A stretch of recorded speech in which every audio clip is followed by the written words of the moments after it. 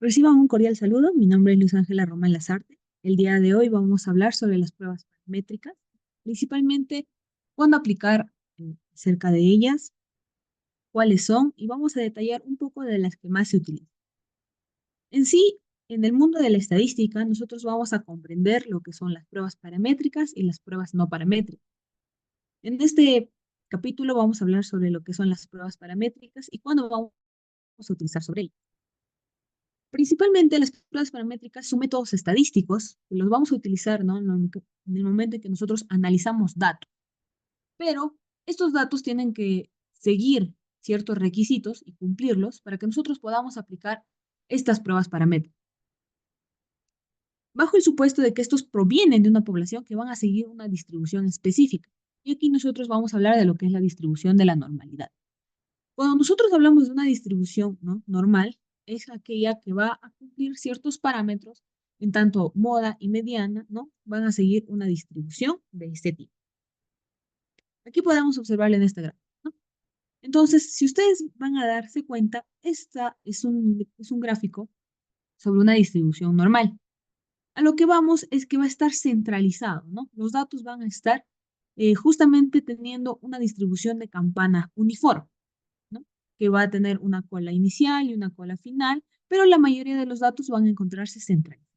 Es lo que nosotros vamos a denominar una distribución normal.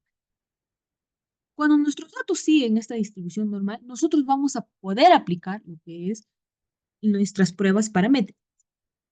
Este método sí o sí va a requerir que se especifique la forma de la distribución de la población. Sin que nosotros no hagamos esto, es decir, sin que nosotros no verifiquemos, ¿no?, que tengamos nuestros datos distribuidos normalmente, ¿no?, en la campana del tipo gráfico que hemos observado, nosotros no vamos a poder aplicar estas pruebas paramétricas. En general, también es importante recalcar que las pruebas paramétricas solo pueden aplicarse a variables números. Ahora, como les mencionaba, al momento de nosotros hacer un análisis estadístico de nuestros datos, vamos a tener tanto pruebas paramétricas y pruebas no paramétricas. Y principalmente las diferencias que nosotros vamos a encontrar con ellas van a ser en estos tres casos: en los supuestos, en el tipo de escala de medición y en la potencia estadística. Las pruebas paramétricas van a tener una distribución normal, una distribución específica que va a seguir el gráfico que hemos visto, ¿no?, de una campana de una distribución normal. Y las pruebas no paramétricas no van a requerir estos supuestos fuertes sobre la distribución. A nivel de escala de medición, vamos a tener en cuenta que las pruebas paramétricas van a utilizar datos en escala de intervalo o escala de razón. Y en las pruebas no paramétricas pueden usarse con datos ordinales o nominales. Es ahí también que es importante saber, ¿no?, en qué tipo de datos se encuentran. ¿Ya? Y la potencia estadística. Las pruebas paramétricas más potentes si los supuestos se cumplen y las pruebas no paramétricas menos potentes en general. Para esto, entonces, hay que recordar cuáles son estos supuestos, ¿no?, que van a cumplir para que nosotros podamos aplicar nuestras pruebas paramétricas. Tenemos que cumplir con la normalidad, la homogeneidad de varianzas, o la homoelasticidad, perdón, y la escala de medición. Dentro de la normalidad, vamos a tener en cuenta que los datos deben seguir una distribución normal y se pueden evaluar mediante pruebas como la que es de Shapiro-Wilk o la de Kolmorov-Smith. Justamente para que nosotros podamos evaluar si es que nuestros datos tienen una distribución normal. Ahora, ¿cuál va a ser la diferencia entre que nosotros utilizamos una prueba de Shapiro-Wilk o una de Kolmorov-Smirnov? Es la cantidad de datos, ¿no? Principalmente, una de ellas se utiliza para datos que son, o sea, cuando tengamos menos de 50 datos, y la otra para cuando tengamos más de 50. Luego tenemos el otro supuesto, que es la homogeneidad de varianzas. Y vamos a tener en cuenta que las varianzas de los grupos deben ser similares. Esto se va a evaluar con pruebas como la de Lev o la de Barlett. Y también el tipo de la escala de medición. Si es que nosotros tenemos unas variables que van a ser de característica numérica, intervalo o de razón, nosotros vamos a poder utilizar estas pruebas paramétricas. Sin embargo, si tenemos variables que van a ser categóricas, nominales, nos es recomendable utilizar las pruebas paramétricas. Entonces, acá tenemos los tipos de pruebas paramétricas mayormente utilizadas, que tenemos la prueba de TED Student, tenemos la ANOVA, la prueba ANOVA, el análisis de varianza, la correlación de Pearson y la regresión lineal.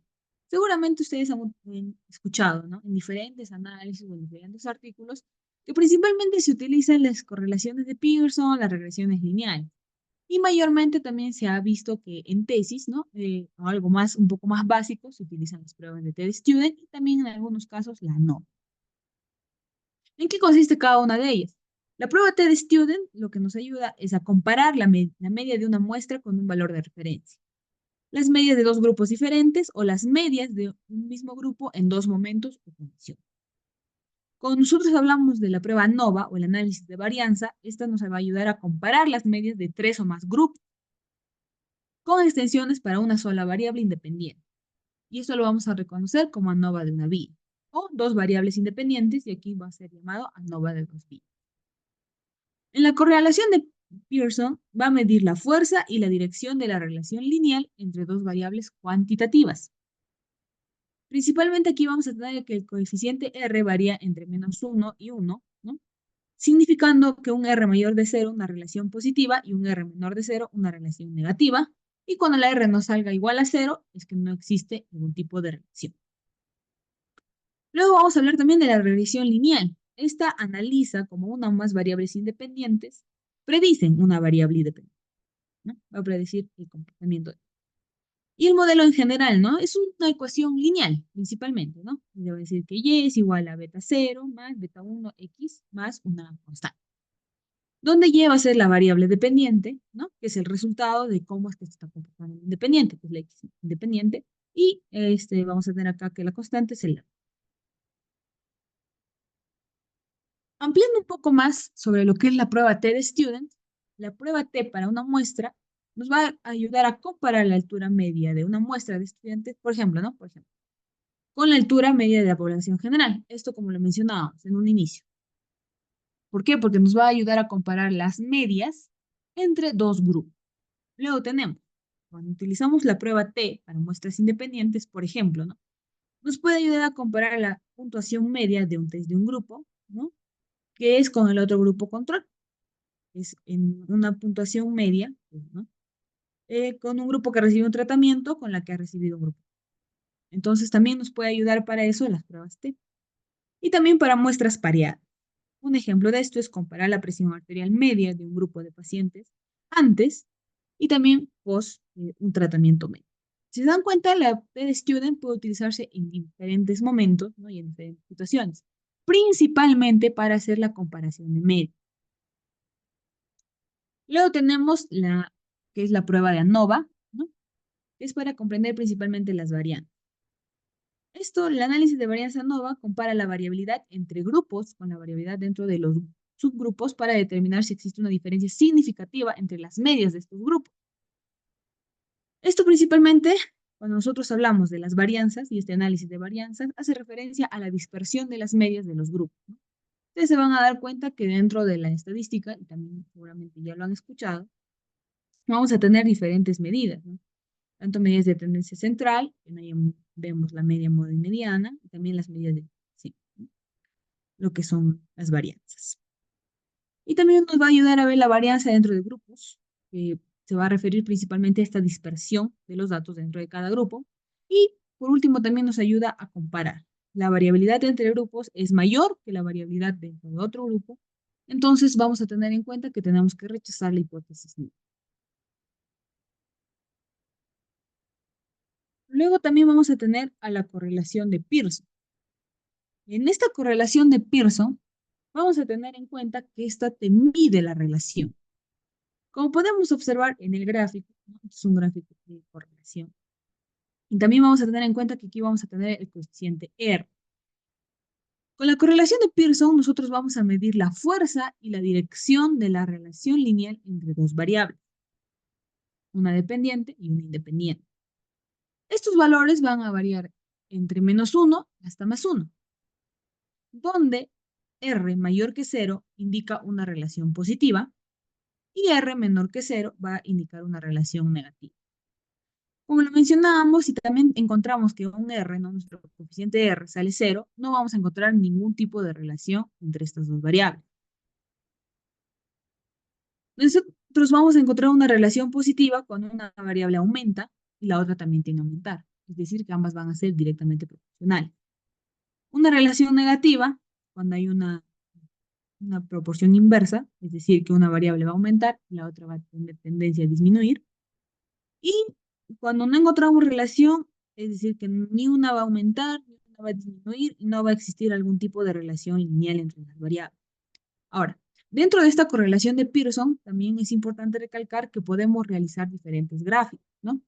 Y estos gráficos también es muy similar a lo que se realiza a nivel algebraico, cuando hay relaciones positivas, va a ser un nivel de arriba, ¿no? Una negativa, pues una va a ir aumentando, por acá, y la otra va a ir disminuyendo, ¿no? Bien, a nivel lineal, bien. Y cuando ya los puntos se encuentran totalmente dispersos, ¿no? Uno arriba, uno abajo, no tienen ningún tipo de patrón, ni un ascendente, ni uno descendente, es porque no va a existir ningún tipo de relación entre estas variables. También tenemos la regresión lineal. Esto principalmente nosotros lo utilizamos en estudios que sirven para la predicción de datos. Como les mencionaba, una regresión lineal es principalmente en base a una ecuación lineal. Y esto por eso se grafica, ¿no? Muy similar a lo que son las ecuaciones lineales en el campo cartográfico. Y vamos a tener también el modelo principalmente en base a una ecuación lineal, en el cual la variable dependiente va a ser y esta de aquí va a ser el resultado, ¿no? De la suma de una constante más más la variable independiente, que es la x, y un error, ¿no? Entonces, este principalmente es el modelo estadístico, perdón, el modelo algebraico que se tiene en cuenta para tener una regresión lineal.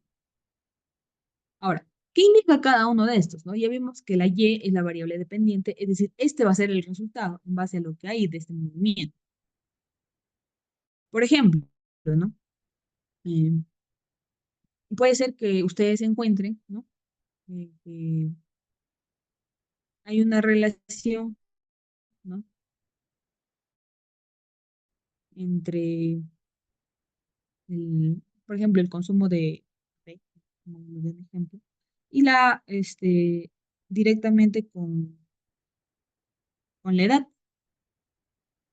¿no?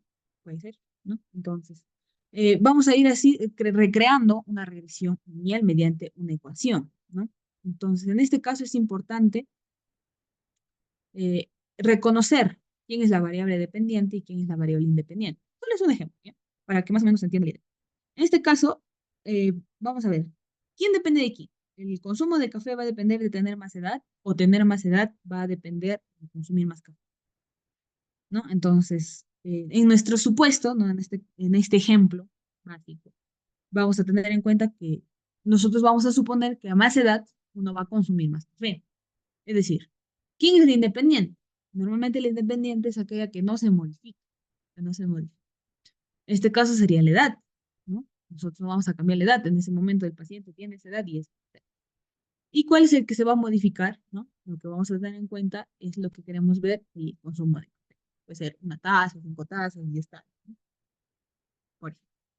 Entonces, dentro de nuestros coeficientes vamos a tener que el beta cero es la intersección con el eje Y. Es el eje Y, ¿no? En forma vertical. Y el eje X es el otro. El beta 1 es la pendiente de la, ¿no? Que va a ser la. Esto les va a recordar bastante a lo que es álgebra, ¿no? Álgebra inclusive preuniversitaria, en la que ustedes van a poder observar ecuaciones lineales y cuál es su gráfico. Es simplemente una ecuación totalmente lineal, porque si ustedes pueden observar aquí todos son variables de primer grado, es decir, ninguna está elevada al cuadrado, ni al cúbico, etc. Simplemente es una lineal, porque si bien se separan mediante signos, en este caso signos de adición, ninguna tiene un coeficiente elevado, ¿no? Todos están elevados a la 1. Y la predicción va a ser el modelo que permite predecir el valor Y para un valor dado de X. Es decir, ¿no? Por ejemplo, aquí vamos a estar realizándolo. Este es el eje Y y este es el eje Y, ¿no? Puede ser que acá tú pongas de 0 a 50. Un ejemplo. Y acá igual, ¿no? Esto, por ejemplo, va a ser el número de tazas. Y de igual forma, ¿no? Se va a ir realizando y vamos a tener en consideración también, porque acá el beta 0, como mencioné, es la interacción en el eje Y, ¿no? O sea, el que vamos a ir cruzando por aquí, por aquí. Es decir, por ejemplo, puede ser que en cero años, cero tazas de café. No se consume, de ahí a los 20 años, por ejemplo, la mayoría de personas empiezan a consumir una taza de café, de ahí van subiendo, ¿no? A los 50 años ya pueden ir tomando 3, 4 tazas de café, 5 tazas, etcétera. Pero puede ser que por ahí también encuentren algún tipo de error que también se tiene que sumar y se tiene que tener en cuenta en lo que es la ecuación para la regresión. Por aquí vamos a hablar un poquito de lo que son las ventajas de las pruebas paramétricas. Principalmente hemos visto que para utilizar nosotros pruebas paramétricas tienen que cumplir esta distribución normal, cosa que no siempre ocurre, lastimosamente.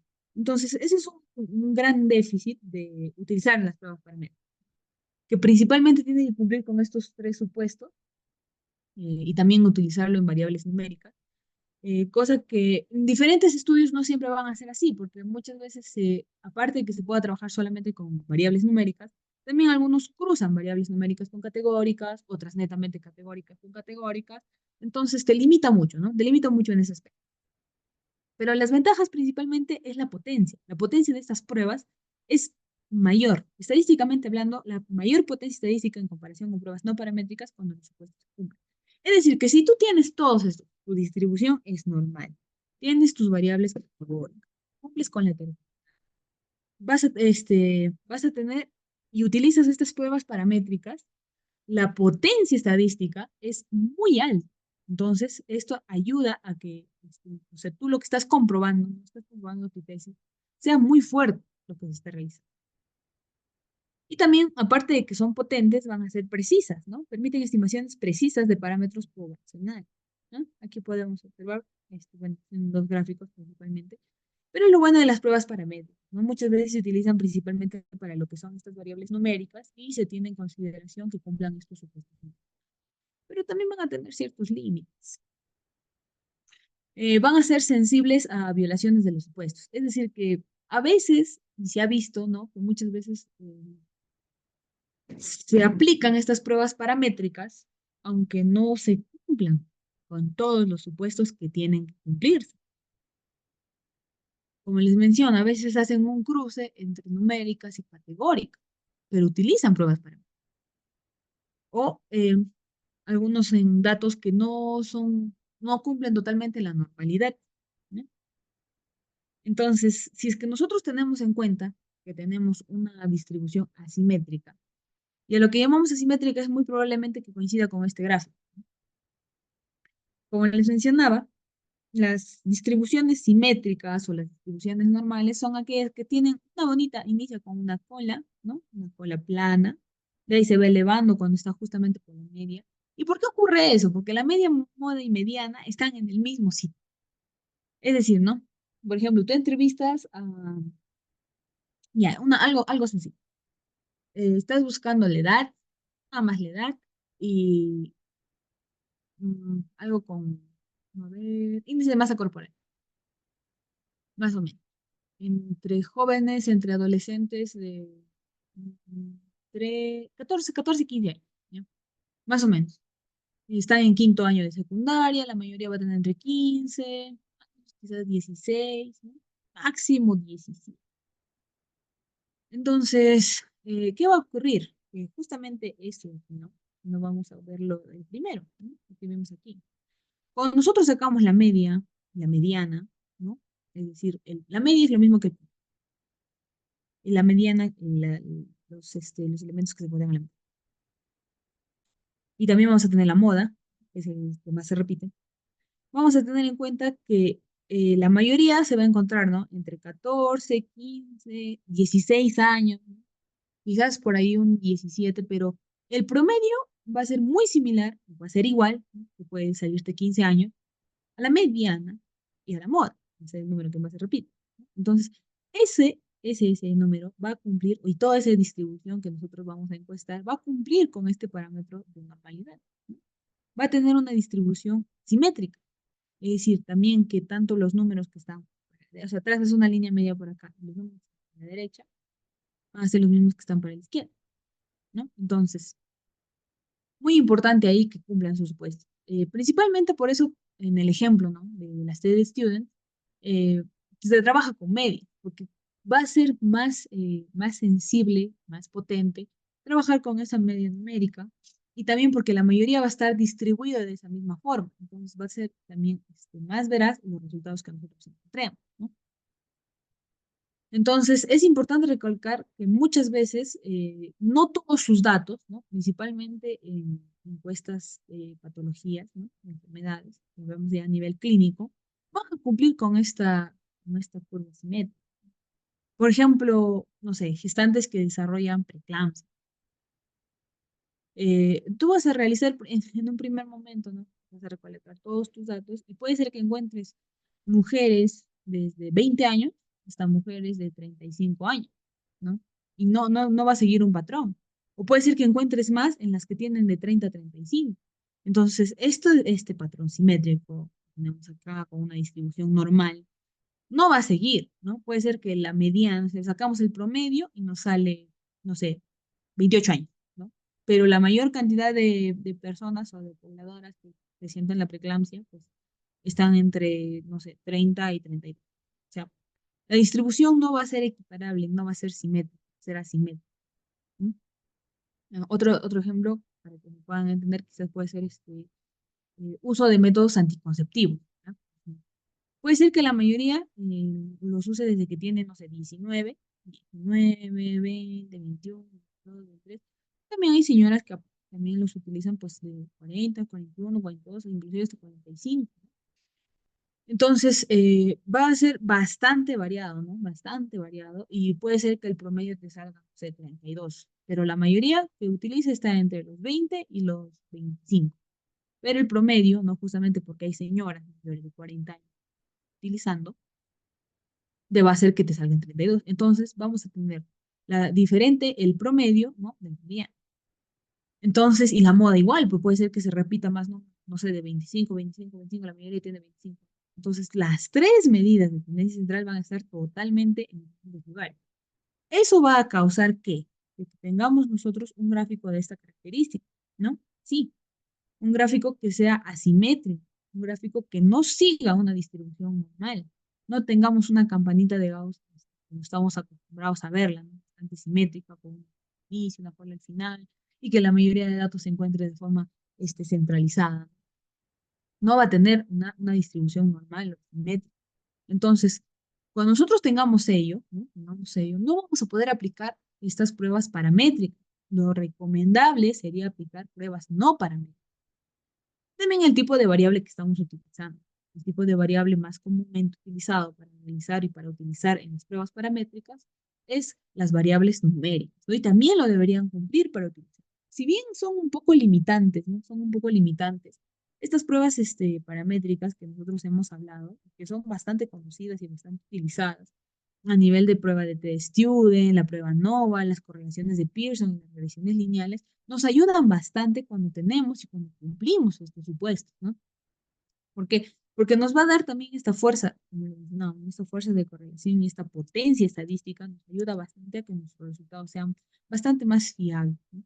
Y también cuando nosotros queremos hacer estimaciones, nos ayuda muchísimo más, porque van a ser bastante precisas, que es netamente matemático, ¿no? Y ustedes saben que en las matemáticas el índice de falla es bajo, el error es muy bajo, entonces la mayoría de estas, no decir todas, van a seguir estos patrones matemáticos para que se puedan realizar adecuadamente dentro de la estadística. Eh, mm, bueno, pero es importante recalcar también, ¿no? Que no siempre vamos a encontrar esta facilidad de tener una distribución adecuada, una distribución normal. Eso es lo que principalmente se pregunta, se tiene en cuenta para que ustedes puedan elegir una prueba. Seguramente más adelante de estas sesiones van ustedes a ampliar cada una de ellas, o sea, cómo es que se saca, porque hay una fórmula, inclusive actualmente, ¿no? Para aplicar todas estas, quizás por ahí han visto dentro principalmente de la prueba de T-Student, hay una tabla enorme que ustedes van a tener con un índice de confiabilidad, etcétera, para que puedan desarrollarlo. Pero actualmente ya hay software estadísticos, principalmente lo que son SPS, Stata, R, ¿no? Estos programas estadísticos, de verdad con comandos es muchísimo más sencillo para que ustedes puedan utilizar. Y también el índice de falla que pueden sacarlo ustedes manualmente va a ser muchísimo menos. Entonces, eso sería todo. Muchas gracias.